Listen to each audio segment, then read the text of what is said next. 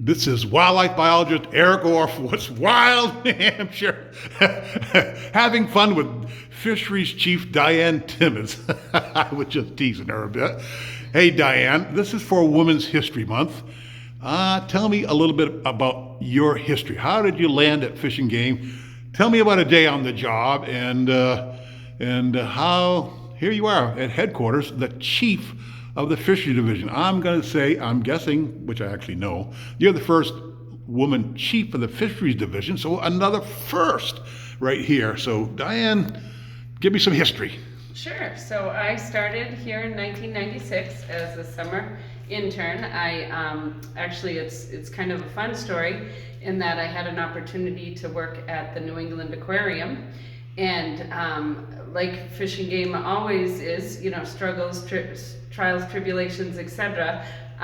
During that period in 1996, it was no different. I actually, there was a potential for a hiring freeze in New Hampshire, and so it was, do I go to the New England Aquarium? Do I stay here and work in Keene? It was a whole big thing, and at that time I actually called the director and asked him if it would be, if this was truly going to impact this position. And of course, as we never know what's going to happen in the realm of the state, he advised me at that point that basically he's not sure, but to trust my gut and go with what I thought was best. And thankfully for me, I went to Keene and did get the position, and from there went to New Hampton on a full-time position in 97, and then was in Lancaster for 21 years. And so now here in headquarters as the Inland Fisheries Division Chief, with the hopes and dreams to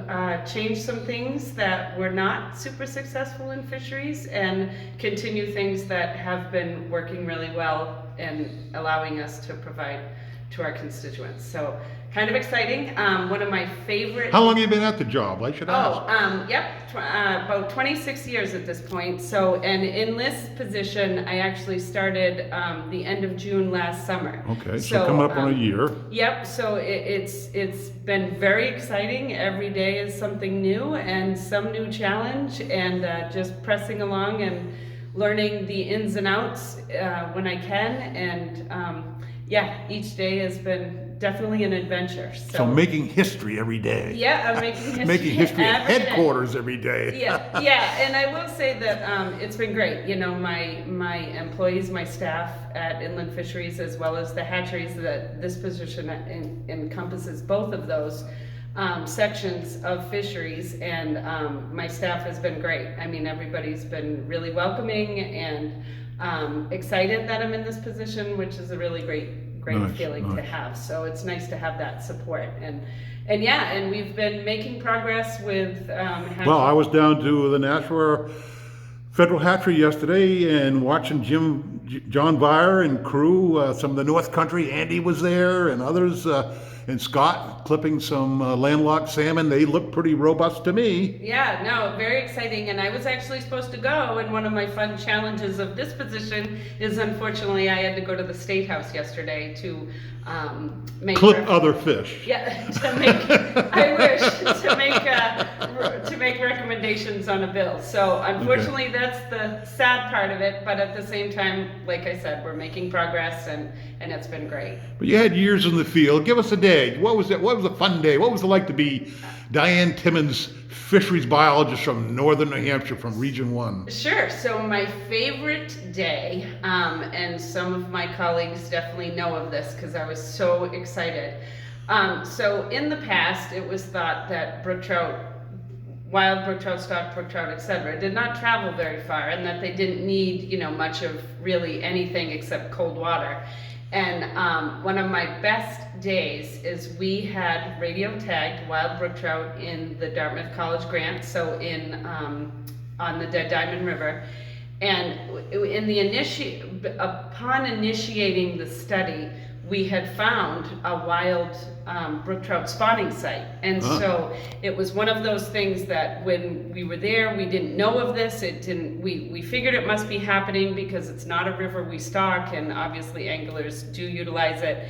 And so we knew that they were present, but we didn't know to what extent. And anyway, we stumble across this spawning bed, and there was a male and a female. There were multiple males and females, but this one in particular was tremendous. And I say tremendous, I mean easily 24 plus inches, which of course for in a New wild Hampshire trout, wow. is very Now that's rare. wild in New Yeah, Hampshire. that's I gotta wild. say And that. and our so just to give you an average. Say secret spot. Don't say. Yeah, secret spot. And I think most folks know, but it is gated. You can walk in, but it is gated, so you can't drive, which is part of the, part of the wildness of that particular area, and why the fish are so successful. 24-inch frankly. wild brook trout. Yeah, Wow. and there was a female with him that was a little bit smaller, and a whole bunch of other males and females that, I mean, all of them looked huge. And so, anyway, but I knew the female because she was one of our tagged fish, and so I knew that she was 19 inches, and he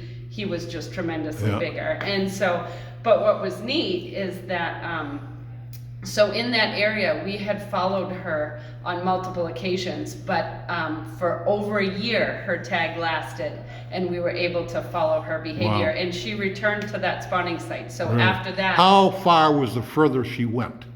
I don't know that off the top of my head. I will tell you that there were 2 big travelers during that study, one of which was 76 miles. Wow. And there was another one that was about 25 miles. So utilizing the entire drainage, that's the Dead, the Swift, the McGalloway, and moving down into Umbagog and Get out. the Androscoggin It just shows you River. how important having Absolutely. fish passage Yep. facilities under our roads, our culverts. Absolutely. These And fish need to move, especially with climate change. exactly. As the river's warm, I know you found the Indian Stream warmed up one summer. That's right. And so we've been, from that study, that has really pushed the movement in stream crossing. And so I did that radio telemetry work back in 2005 to 2012. Yep. And since that time, stream crossings assessments and remediation has,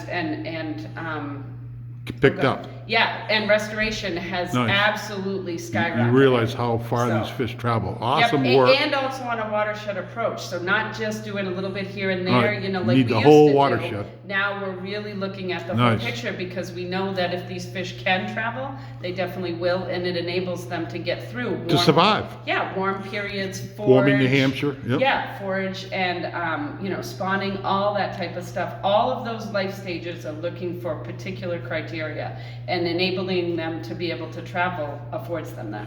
Who could imagine that a brook trout would move 75 miles? Absolutely. So it was very exciting. And Wow. that day that I saw them doing their thing and was able to document, spawning in nature, and we were very excited. Wow. And just to note, our average size in New Hampshire for a brook trout is about 2.75 inches, something like that. So little under 3 inches long is our, so we do not have big, giant brook trout here in New Native, Hampshire. So. wild. Yeah, wild, native brook trout. Yeah, wild. All right. Native is a very different story. You need Okay. genetic analysis for Okay, that. okay. But definitely wild, and we lack calcium, unfortunately, and as a result, our size capacity here in New Hampshire, being the granite state, is Right, very right. different than our neighboring states and southern states. Yeah, all right. So- So what an exciting day. What was very exciting. What great history. Yeah, and it was pre-camera. I'll have you know it was pre-camera. Okay. And so I'm like, nobody is gonna believe me. I'm like, but this is fantastic. But that So- picture will remain forever In my brain. those days are so important to have. Yes, awesome, Diane. Well, Yeah. thank you very much. This is an awesome history. Appreciate your time. Congratulations on being the First Lady Chief of the Inland Fisheries Division, and we welcome you to having good luck there too. Let's hope you spot some more interesting things. This is wildlife biologist Eric Orr for What's Wild in New Hampshire.